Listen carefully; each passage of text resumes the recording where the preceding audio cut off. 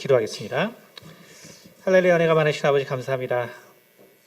오늘도 하나님의 말씀을 통하여서 우리가 평안을 이루는 방법이라는 제목으로 하나님의 말씀을 듣습니다. 주님께서 부활하시고 그리고 우리 당신의 사랑하는 제자들 가운데 어떠한 방법으로 평안을 주셨나를 우리가 말씀을 통하여 또 상고해보고 또한 이 평안을 또 우리의 삶 가운데 이루고 또한 우리 가정 가운데 누릴 수 있도록 도와주시옵소서.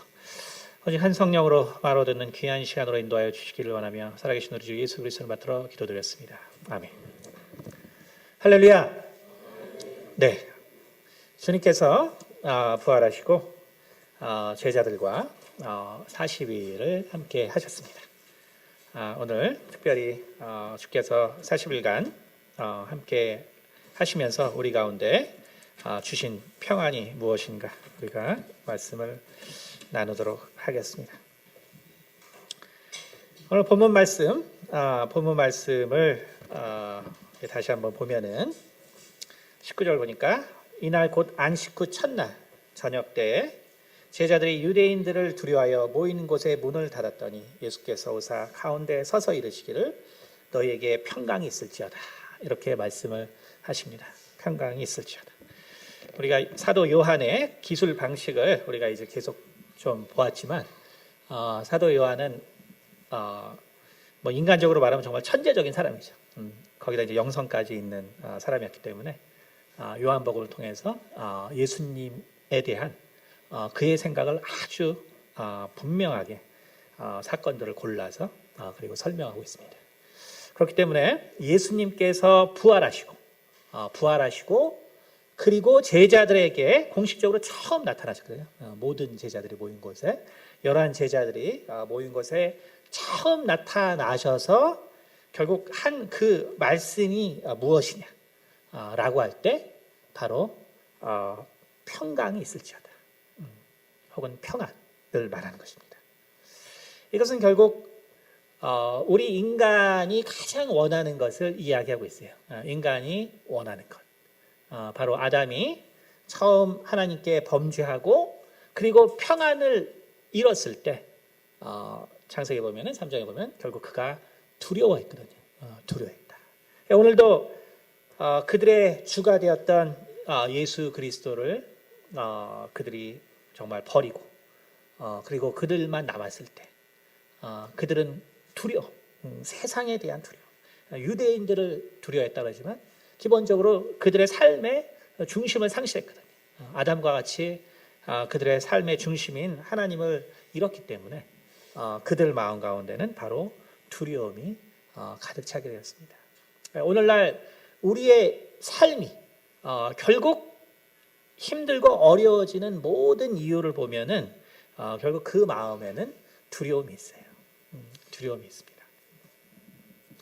우리가 모든 사는 여러분이 직장을 다니거나 하는 모든 곳이 마찬가지죠.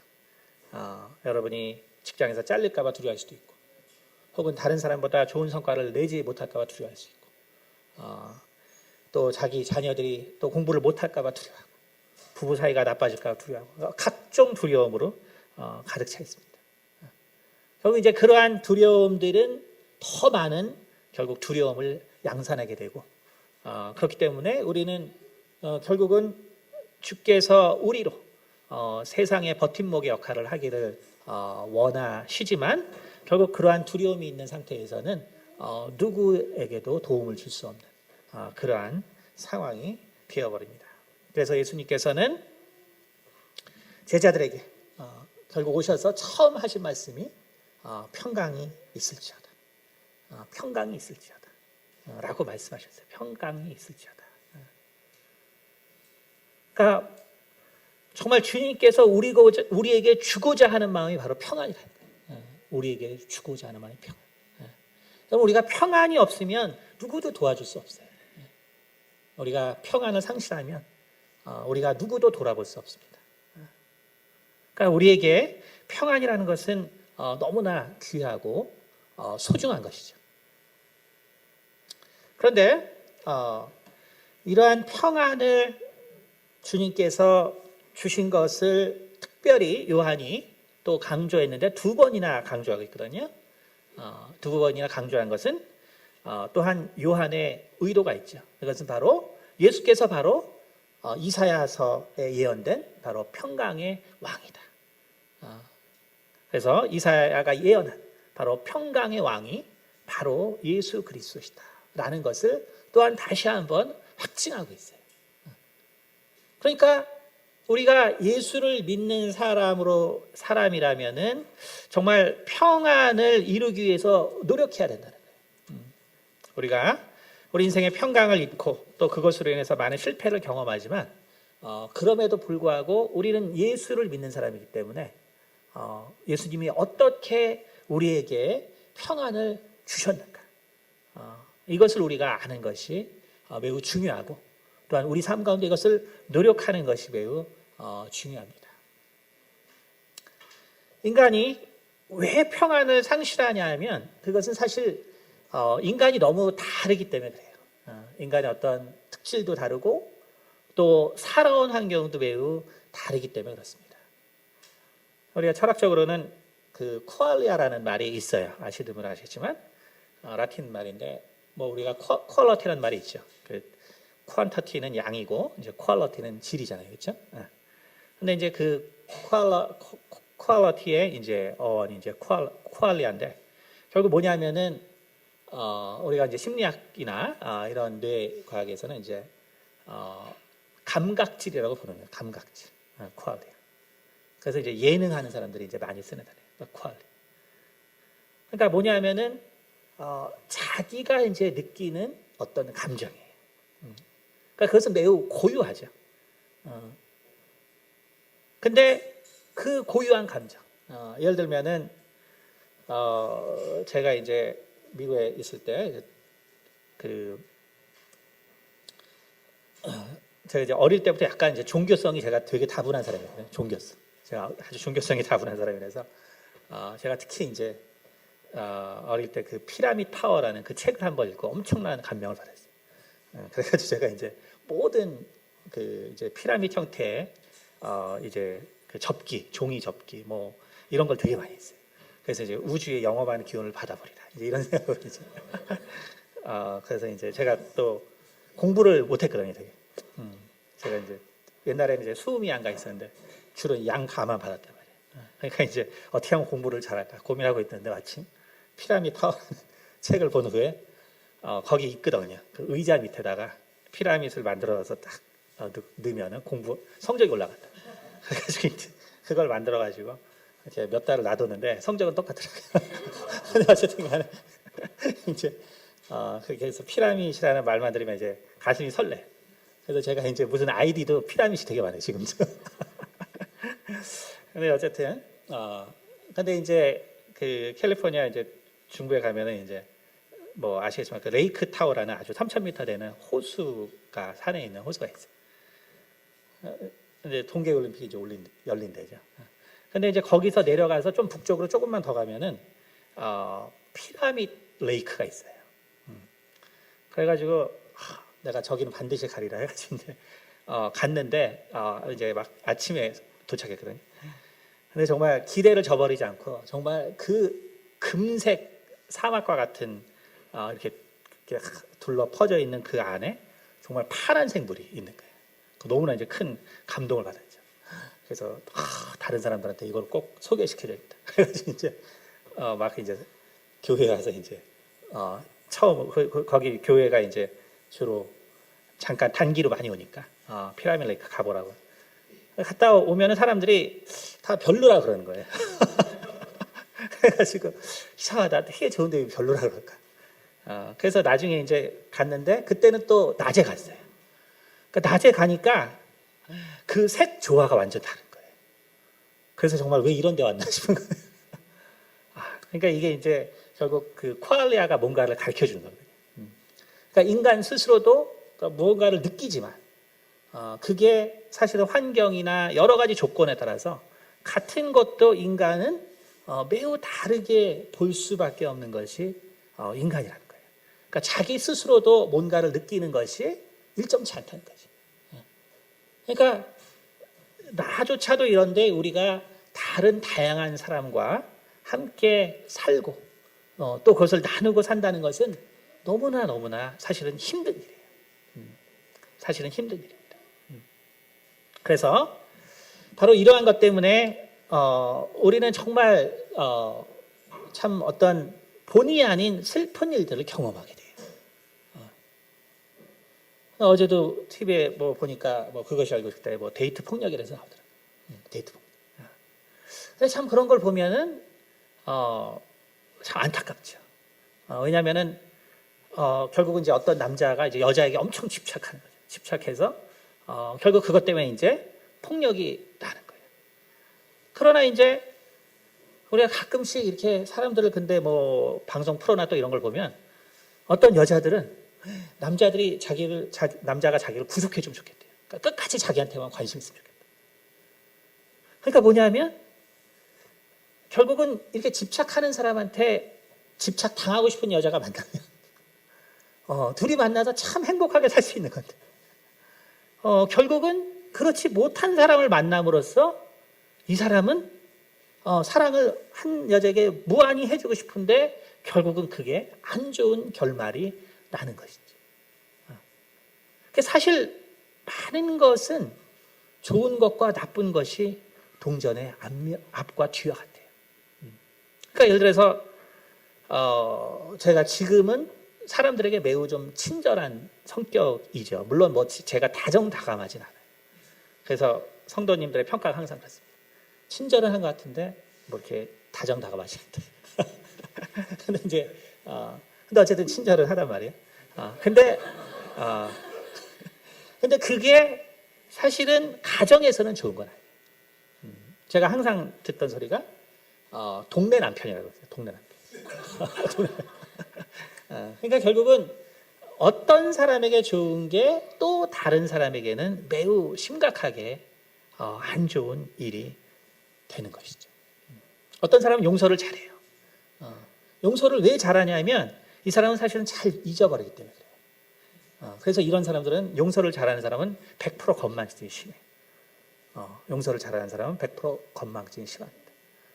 근데 용서를 잘 못하는 사람들은 왜 그러냐면 기억을 잘하기 때문에 그래요. 그 대신 이런 사람들은 되게 정확합니다. 그래서 일을 맡기면 되게 잘해요. 그러니까 결국은 우리가 뭔가가 좋은 것이 있으면 나쁜 것이 있을 수밖에 없고 또 나쁜 것도 상황에 따라서는 좋아질 수밖에 없는 것이죠. 그러니까 우리가 진지한 환경에서만 사는 사람들이 있어요. 그렇죠? 매우 그래서 저도 상당히 이제 조용한 데서 살거든요.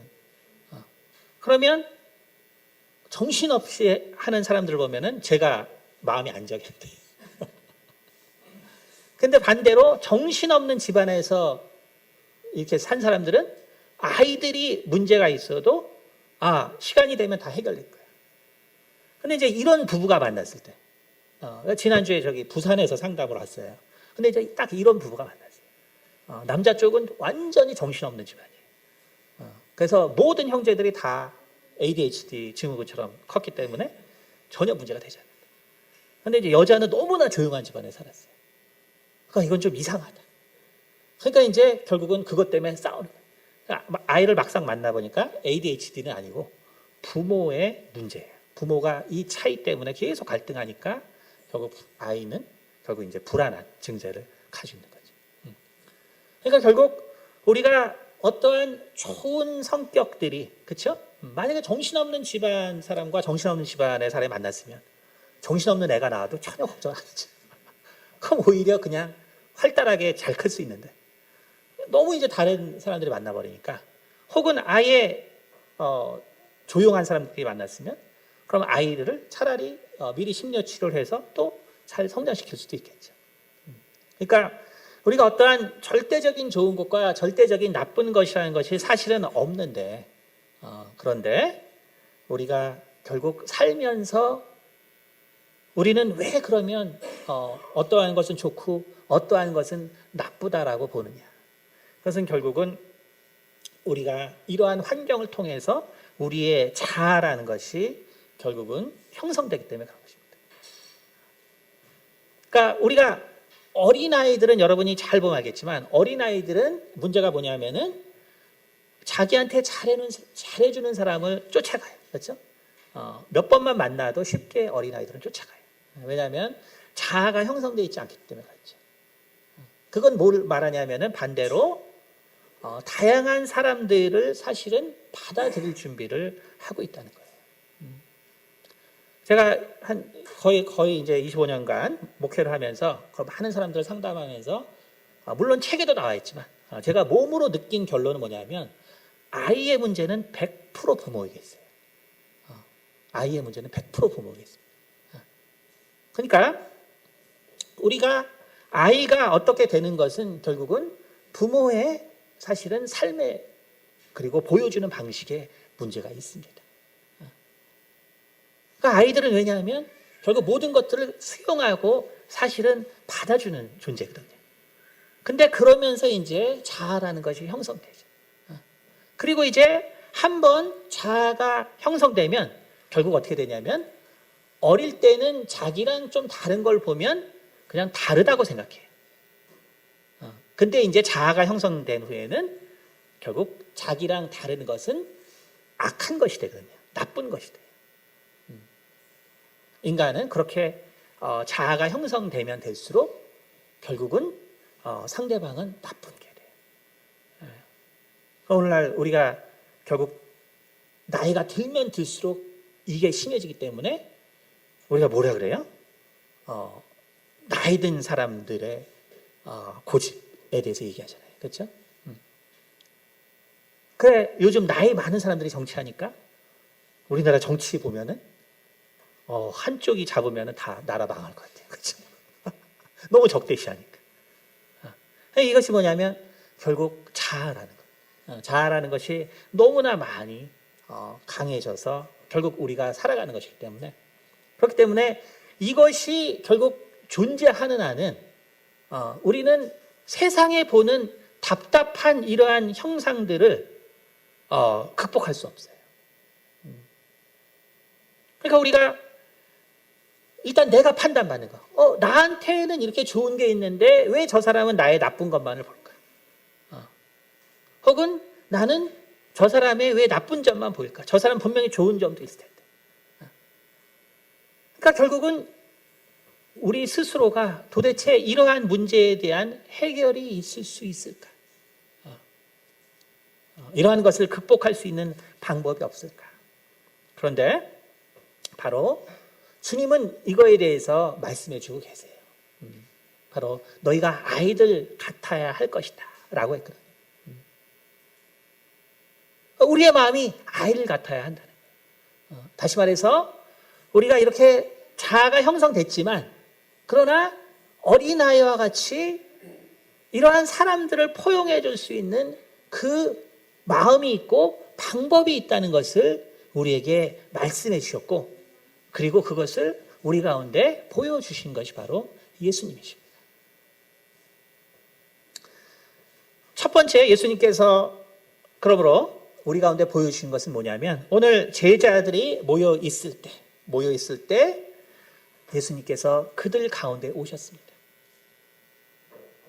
우리가 그렇기 때문에 이제 우리가 그것이 가정의 문제일 수도 있고 그리고 직장의 사람들과의 문제들일 수 있고 이웃의 문제들일 수도 있지만 첫 번째 우리가 이 평안을 이루기 위해서 해야 되는 결단은 뭐냐면 일단 함께 하기로 결단해야 돼요.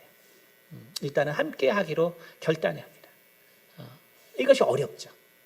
어렵지만 내가 정말 이 상황을 극복하고 싶은데 그러나 그것이 해도 안 돼서 결국은 자살까지 하고 결국은 모든 것들이 파멸 가운데로 우리가 이른다면 우리가 그 전에 먼저 해야 될 것은 뭐냐면 주님께서 하신 것처럼 먼저 함께 하려는 결단이 있어야 한다는 것입니다. 함께 하려는 결단. 바로 예수님께서 제자들을 부르셨을 때도 처음에 부르신 이유가 뭐라 그러냐면 저들과 함께 하기 위해서라고 했어요. 함께 하기 위해서. 너무나 다르죠. 우린 불편한 사람들과 같이 있기가 매우 힘들어요.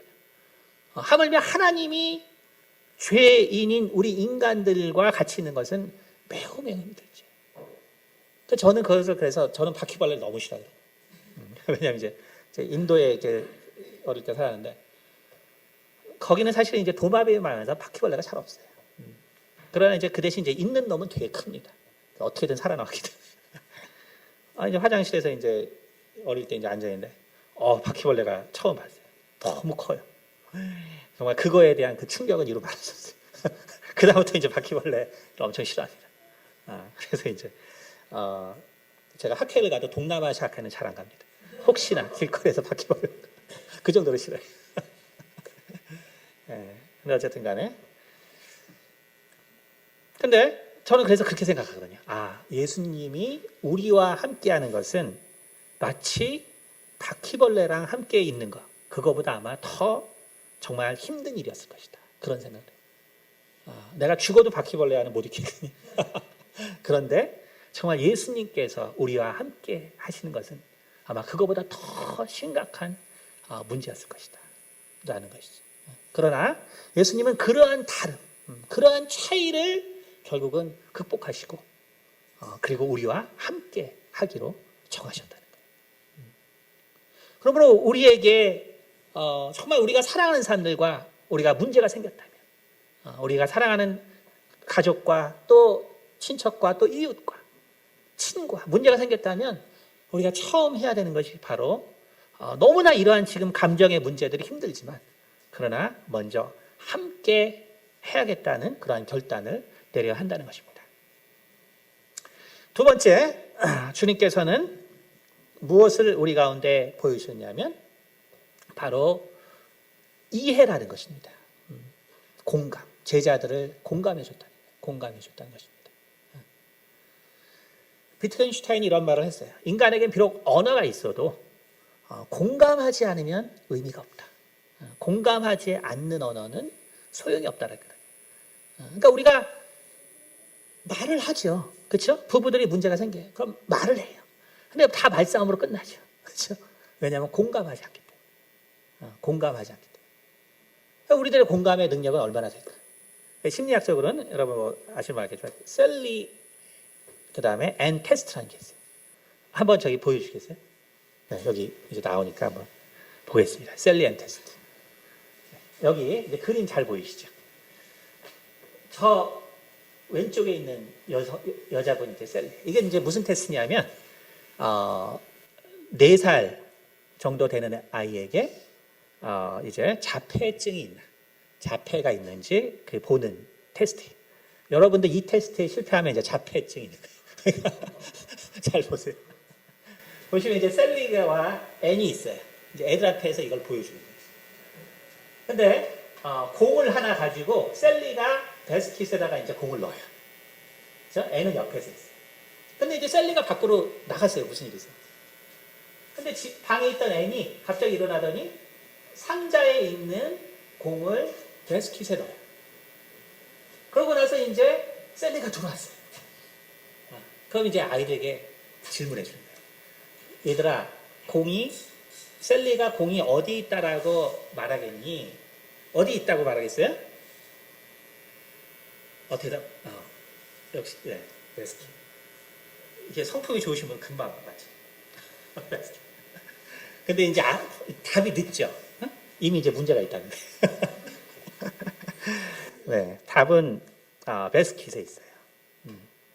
뭐냐면 그런데 이제 4세에서 5세 되는 사람들은 5세 되는 아이들은 이제 베스킷에 있다라고 보통 한 80%가 이야기합니다. 80%. 한 86%라고 하는데 84%.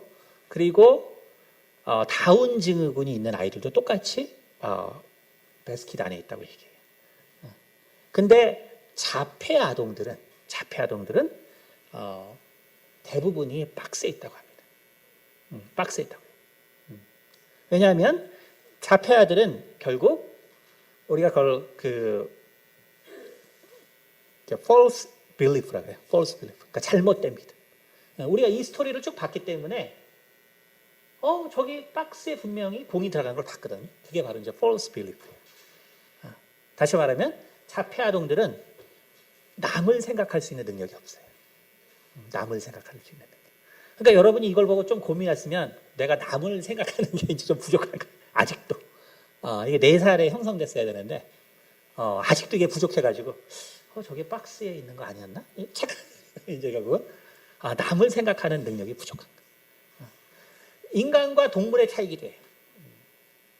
아무리 지능이 높은 원숭이도 이 테스트를 통과하지 못해요. 아무리 지능이 높은 영장류도 이 테스트를 통과하지 못합니다.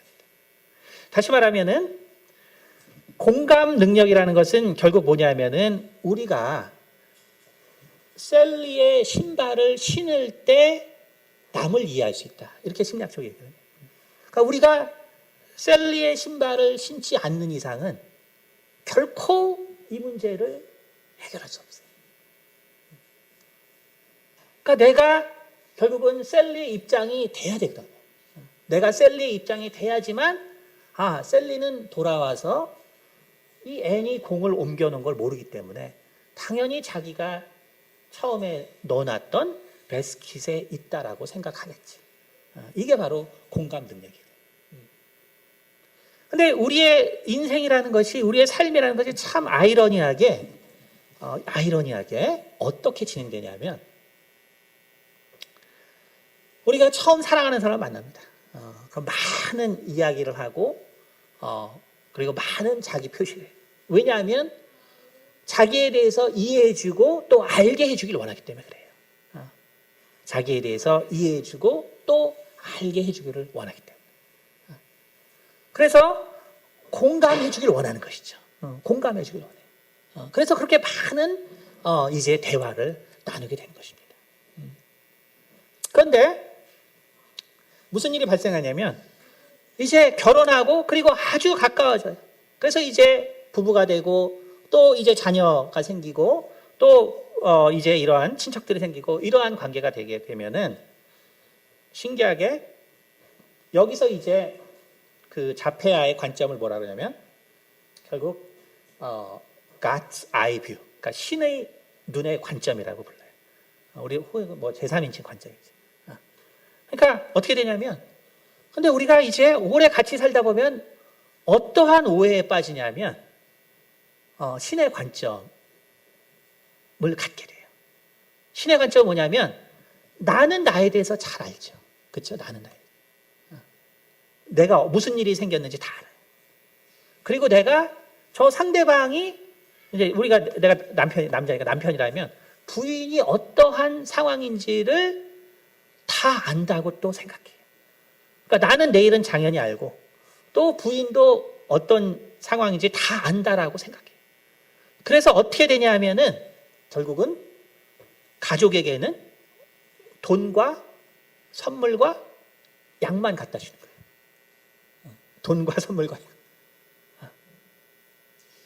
그러니까 뭐냐면 그 이유, 공감이 더 중요하기 때문에 우리는 먼저 공감해야 되는데 그것이 아니라 필요한 것만 딱 갖다 주고 모든 걸 이해했다고 보는 거예요. 모든 걸 이해했다 이렇게 보는 것이죠. 그런데 우리가 예수님의 삶을 보면 이것과 정반대인 것을 우리가 알 수 있습니다.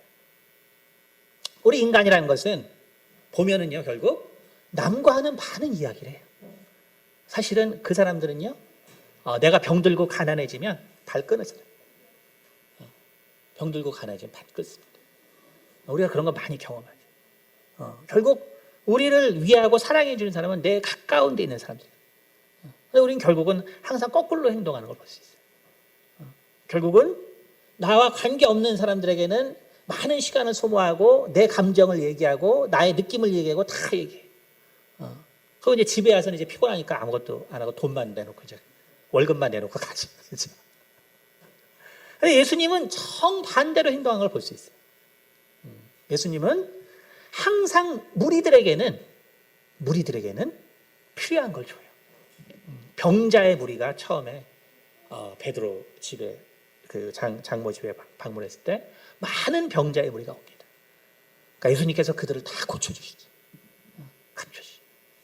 그러나 막상 제자들에게는 뭐라 그러냐면 너희가 귀신이 쫓겨나가고 병이 낫는 것으로 기뻐하지 말아라. 너희의 이름이 하늘에 기록된 것을 인하여 기뻐하라. 그러니까 그 병이 나는 현상보다 더 중요한, 이것은 하나님께서 너희와 함께하는 증거고, 그것은 곧 너희의 이름이 하나님의 책 안에 기록되어 있어서 너희가 영원한 생명을 얻었다는 것이다.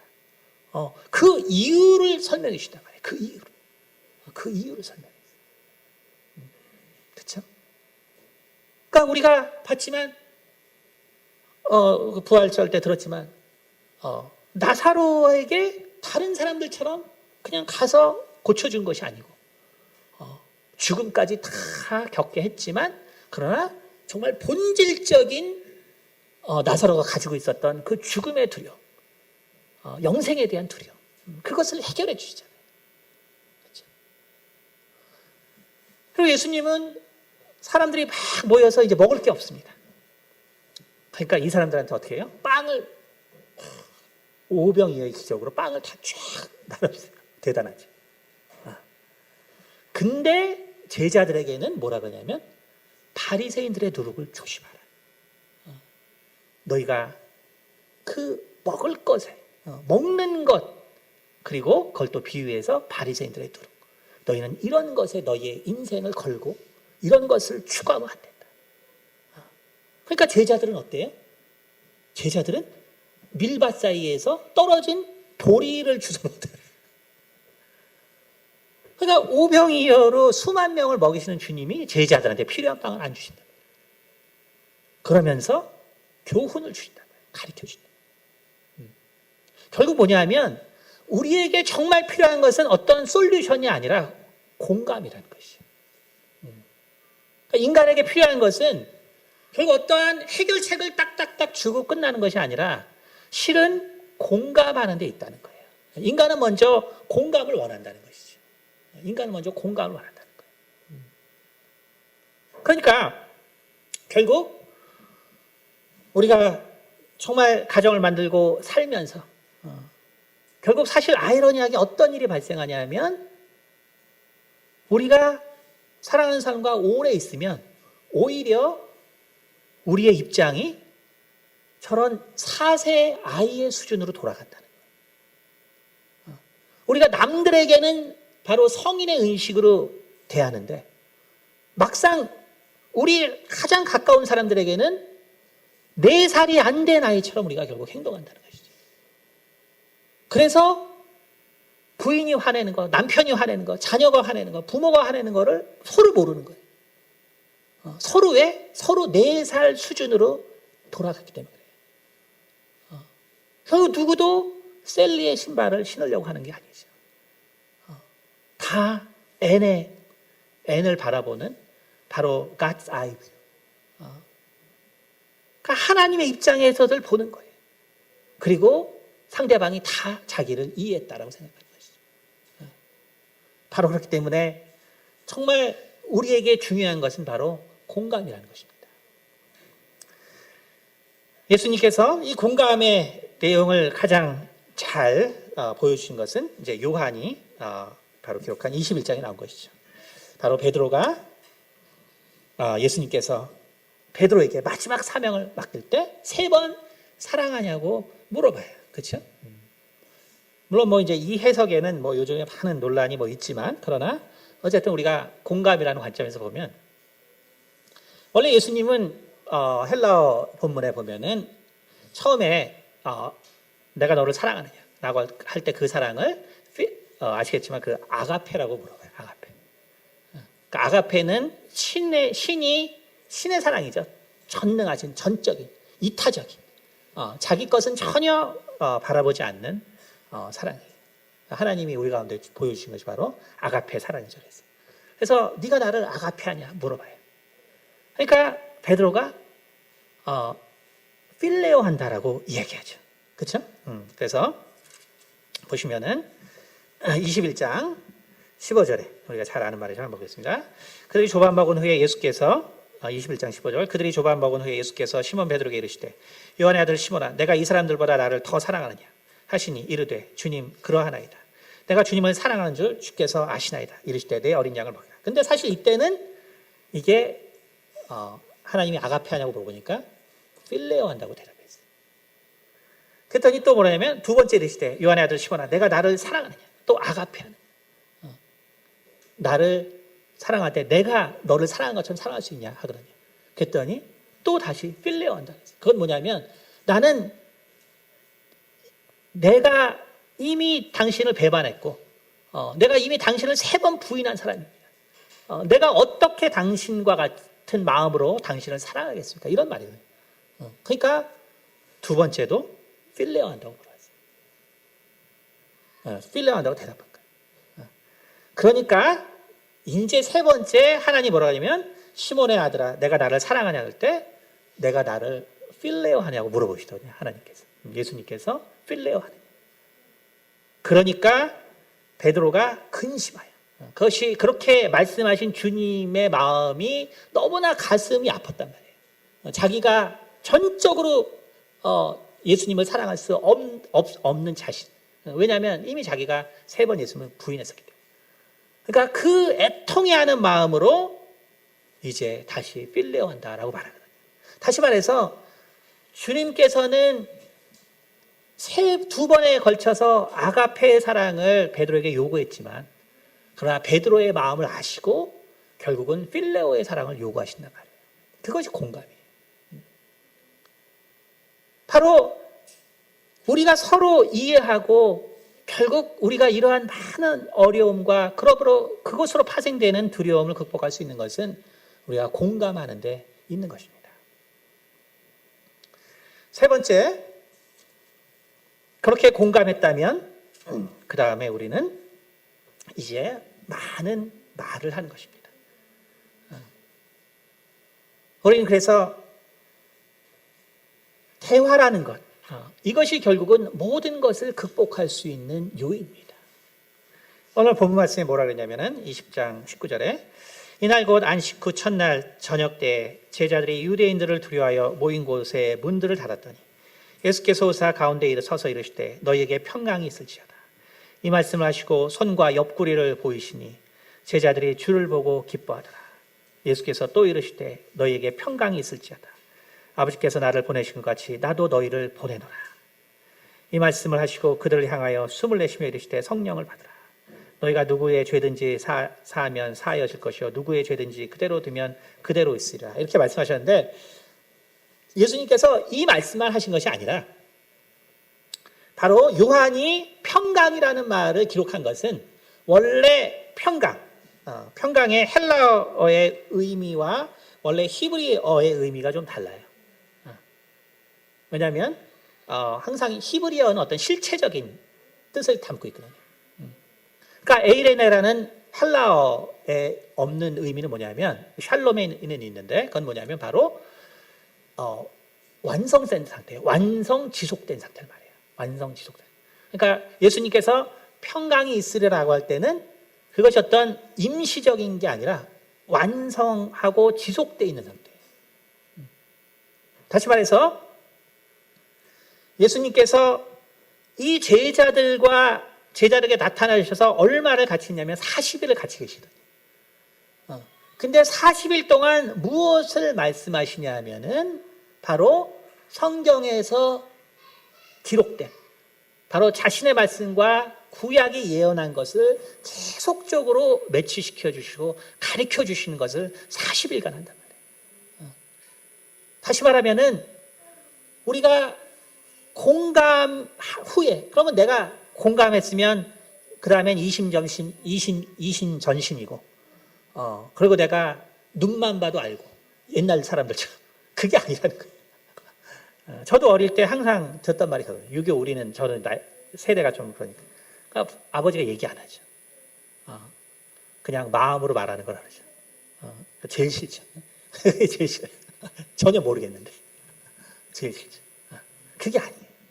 그게 아니고 예수님은 이제 내가 부활해서 내가 이렇게 너희들에게 살아서 보여줬으니까 그리고 옆구리를 보여줬으니까 이제는 니네들이 알 때가 되지 않았냐 하고 놔두고 가시지 않고 40일 동안 정말 그 모든 것들을 다시 설명해 주신다. 다시 설명. 다시 말해서 공감 후에 우리가 그 다음에 해야 되는 것은 바로 많은 대화라는 것입니다. 예수님은 아까 우리가 본 것처럼 일반 사람들에게는 필요한 것만 줬어요. 그러나 제자들에게는 모든 것을 다 가르치시고 이야기했습니다. 우리는 흔히 오해하는 게 예수님도 형제들과 사이는 실패하지 않았냐. 왜냐하면 형제들이 예수가 미쳤다. 그리고 선지자가 고향에서 대접받지 못한다. 이런 걸 볼 때 실패하지 않아야 하지만 전혀 그렇지 않죠. 왜냐하면 예수님의 동생 야고보는 초대교회 지도자였죠. 야고보서를 쓴 사람. 유다서를 쓴 유다도 예수님의 동생입니다. 그러니까 결국 예수님은 결국 우리를 공감해 주시고 그리고 우리와 많은 말씀을 나눴다는 거예요. 많은 이야기를 나눴다는 것이죠. 여러분, 우리는 사실은 정말 모든 어려움의 답은 이미 우리가 알고 있는 거예요. 그것은 뭐냐면 결국 말에 있다는 것이죠. 말에 있다는 거예요. 그러니까 하나님께서 정말 천지를 창조하실 때 그가 말씀으로 이 세상을 만드셨고, 그리고 또 예수님께서는 그가 말씀이 육신이 되어서 온 분이시고, 그래서 예수님께서 자기에 대해서 뭐라고 말씀하시냐? 우리가 요한복음 8장 25절에 이렇게 말하고 있습니다. 제가 본문의 말씀 읽어드리겠습니다. 그들이 말하되 내가 누구냐? 예수께서 이르시되 나는 처음부터 너희에게 말하여 온 자다.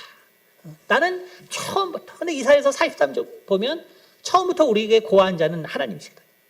근데 예수님은 나는 처음부터 너희에게 고하여 온 자라. 그러니까 예수님은 우리 가운데 그냥 우리의 마음을, 우리의 복종을 원하신 것이 아니고 우리의 순종을 바란 게 아니라 많은 말을 통해서. 그래, 우리가 영이 둔해서 그렇지 욥기 33장 보면은 우리가 자고 있을 때 우리가 정말 이 무의식 가운데 하나님께서 계속 말씀하신다고 했거든요. 그럼 우리가 영성이 둔하기 때문에 하나님이 우리 가운데 무슨 말하는지 잘 모르는 것이죠.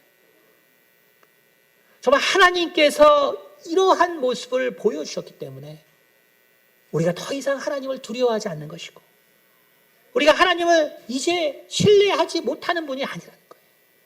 그렇게 될 수 있었던 것은 그가 많은 말씀으로 우리에게 가르쳐 주셨기 때문에 그런 것입니다. 우리 인간이라는 것은 아까 말씀드린 것처럼 사실은 나쁜 사람이 있는 게 아니에요. 그러나 다른 사람이 있는 것이죠. 근데 그 다른 사람이 우리의 자아가 강하게 형성된 후에는 나쁜 사람으로 보이는 것뿐이에요. 그러나 원래 나쁜 사람은 없습니다. 원래 다른 사람만이 있을 뿐이에요. 우리가 이 다름의 문제를 극복할 때 우리는 결국 예수님 말한 진정한 평안의 삶을 살 수 있습니다. 우리가 이러한 세상의 부조리를 보면서 왜 세상이 이럴까 하지 말라고 예수님 말씀하시는 거예요. 왜 세상이 이럴까 불평하지 말라는 것이죠. 왜냐하면 예수님은 결국 하나님과 완전히 다른 인간, 그들에게 다가오셨고 그들을 공감해 주셨고 우리들을 공감해 주셨고 우리들에게 자신을 풍성히 설명하심으로 우리와 하나가 됐거든요. 바로 샬롬이란 평강의 왕이라는 건 뭐냐면 하나가 됐다는 거예요. 영원히 하나가 됐다는 것입니다. 그러므로 우리가 정말 주님을 통해서 주께서 우리 가운데 해주신 말씀이 뭐냐면 평강이 있을지어다. 결국 왜 요한은 평강이 있을지어다라고 예수님이 2번 말했다고 했냐면 누가복음에 한 번 나오는데 그것은 결국 예수님께서 많은 말씀을 통해서 결국 우리를 이해시켰다는 말이에요. 많은 말씀을 통해서 우리를 이해시켰다. 그러므로 정말 주님께서 맡기신 그 세상에 잃어버린 양들을 우리가 구원해야겠구나라는 것을 우리가 이해하게 됐다는 거예요. 그것이 바로 평강이 있을지어다 2번 기록한 이 내용입니다. 우리는 주님의 모습을 생각하면서 또 주께서 이루신 방법을 볼 때 여러분 우리는 모든 우리의 두렵고 그리고 정말 아프고 힘든 일에 해결책이 있다는 확신을 가지셔야 합니다. 반드시 우리의 어려움에는 해결책이 있다. 그것의 첫 번째는 주님처럼 함께하는 것, 두 번째는 공감하는 것, 세 번째는 많은 말을 나누는 것입니다. 바로 이럴 때 천지를 만드신 하나님의 말씀이 또 우리의 영에 생명을 주신 하나님의 말씀이 우리 사이에 나눠진 모든 담을 허물고 우리에게 하나의 평안을 우리가 가운데 제공함으로써 우리의 삶 가운데 평안이 넘칠 수 있는 삶이 될 것입니다. 주님의 이러한 삶을 따르는 우리 모두가 되시기를 예수 이름으로 축원드립니다. 기도하겠습니다. 할렐루야. 은혜가 많으신 아버지 감사합니다. 주님께서 우리 가운데 평안을 허락하셨습니다. 또한 평강을 선포하셨습니다. 우리가 평강의 왕을 우리의 주로 섬기는데 우리 마음에는 평안이 없고 혹시 두려움이 자리 잡고 있는지요? 우리가 혹시 나는 다시 이 평안과 평강을 찾을 수 없을 거라는 그러한 절망과 포기 상태에 있는 것이 아닌가요? 우리가 이것을 돌아보게 하여 주시고 우리를 두려움과 또 불안에 떨게 하는 정말 이 근원이 되는 아버지 그러한 사람들과 우리가 이제 영원히 이 문제를 해결하려고 자포자기하고 포기하는 것이 아니라 우리가 다시 주님께서 보여주신 그 모습을 따라서 행할 수 있도록 도와주시옵소서. 그러므로 우리가 남편과 아내와의 문제, 또 자식과 부모와의 문제, 또 친족과 또 우리 친구들과 또 직장인들과의 이러한 문제들이 정말 이러한 모습으로 해결되고 또 그것을 통하여 주께서 주시는 평안이 우리의 삶을 영원히 지배할 수 있도록 도와주시옵소서. 감사드리며 살아계신 우리 주 예수 그리스도를 받들어 기도드렸습니다. 아멘.